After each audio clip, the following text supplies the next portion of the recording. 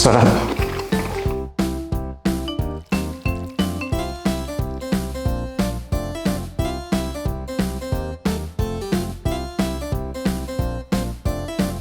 Guys, kumusta na kayo? Ako po si Vanjo Merano at welcome sa Panlasang Pinoy!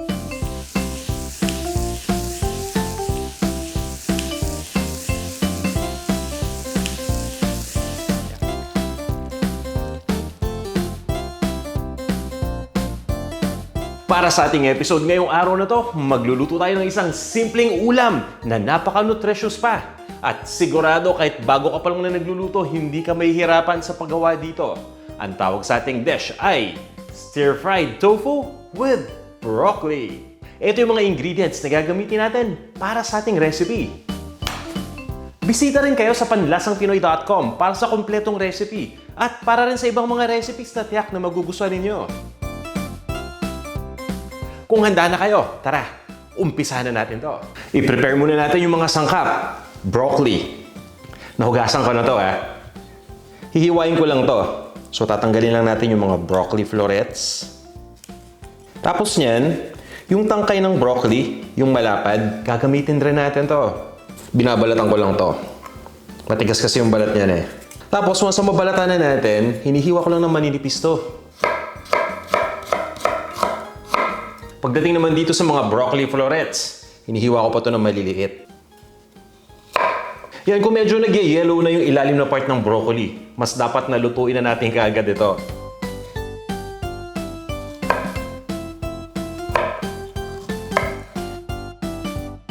O nga pala, itong ating recipe, gumagamit din itong carrot. Pero optional lang to Siyempre, mas maganda kung may carrot tayo para mas healthy. At nakakatulong din tong carrot para magbigay ng konting sweetness dito sa ating dish.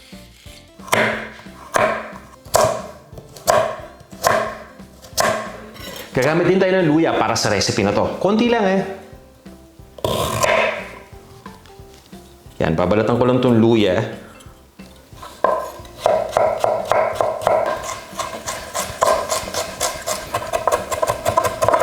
Etong sibuyas naman, ang gamit ko yellow onion. Ito yung sweet variety. Since malaki itong gamit kong sibuyas, hinihiwa ko muna dito sa gitna.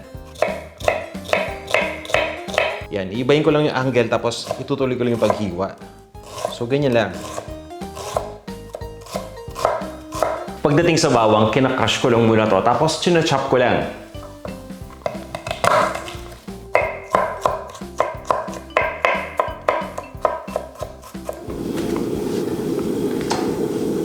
Mantika. So, yan. Pagkalagay ng bawang, simutin ko lang, haluin natin agad. Yan ang mapapansin nyo, diba? Nagsa-start na mag-brown. So, kung medyo malakas yung ating apoy, pwede natin iangat yan. Sabay lagay agad ng sibuyas. Yan. Haluin muna natin. And then, pwede ko na ding ilagay dito yung luya. Itong tatlong ingredients muna na to. Tutuloy ko lang yung pag-isa, So yan, okay na muna to. Una kong igigisa sa mga gulay yung carrot.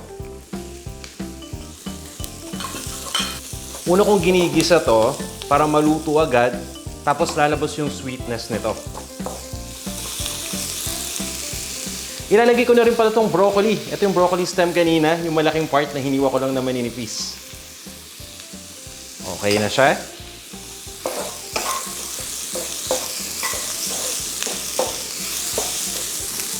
Pabayaan lang natin itong mag-isa pa ng mga 1 minuto para lang lumambot na yung carrots ng tuluyan.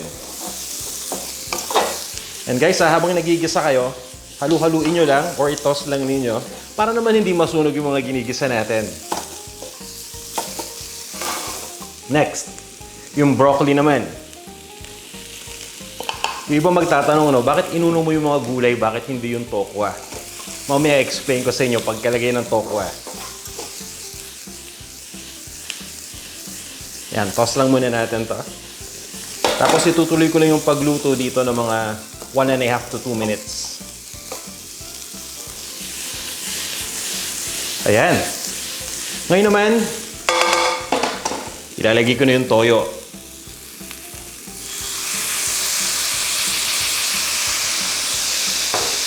Pati na rin yung oyster sauce.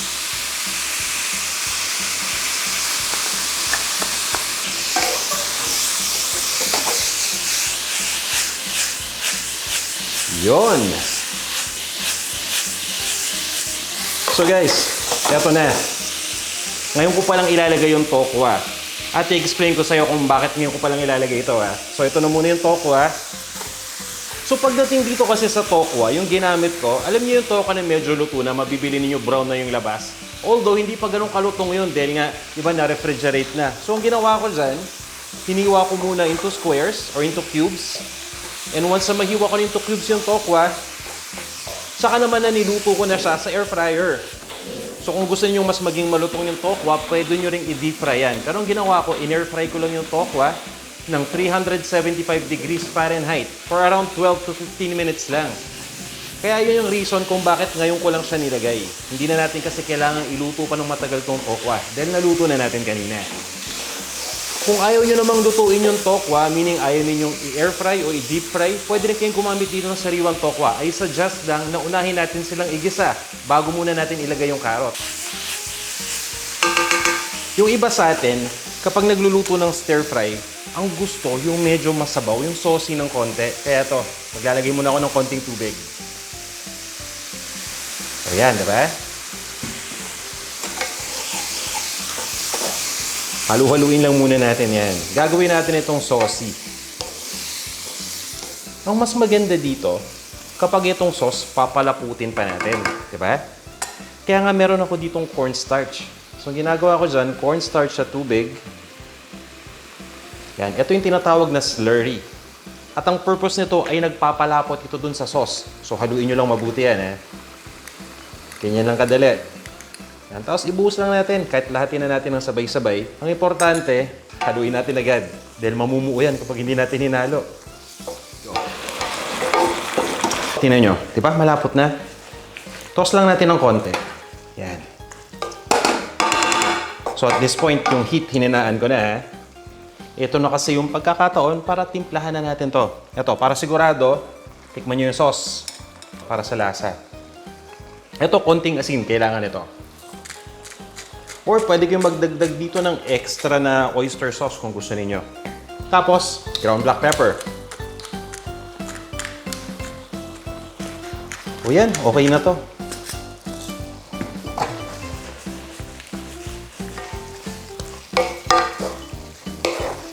So guys, ready na tong ating dish. Ililipat ko lang sa isang serving plate tapos i-serve na natin.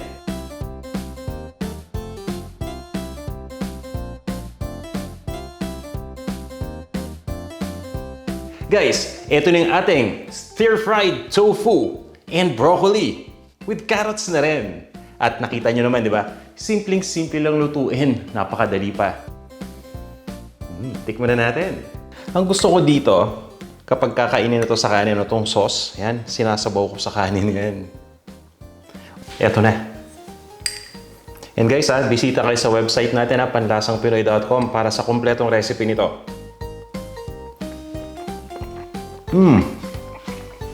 Yung flavor ng sauce, nandun lahat sa loob ng tokwa.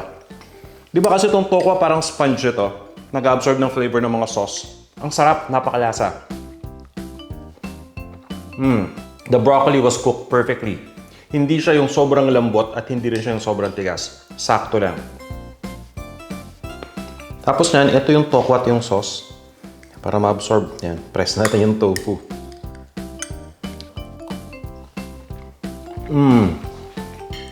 Nako. Sigurado, kapag kinanina natin to, mapaparami tayo ng kanin. Subukan nyo itong ating super easy at nutritious, healthy recipe. At let me know kung gano'n nyo nagustuhan. At kung meron kayong mga request pa, mga dishes, mga simple dishes, o kahit anuman na gusto niyo matutunang lutuin, mag-comment lang kayo. I-feature natin yan next time. Maraming salamat sa pagnood ng video na to at magkita-kita tayo sa ating mga susunod pang videos.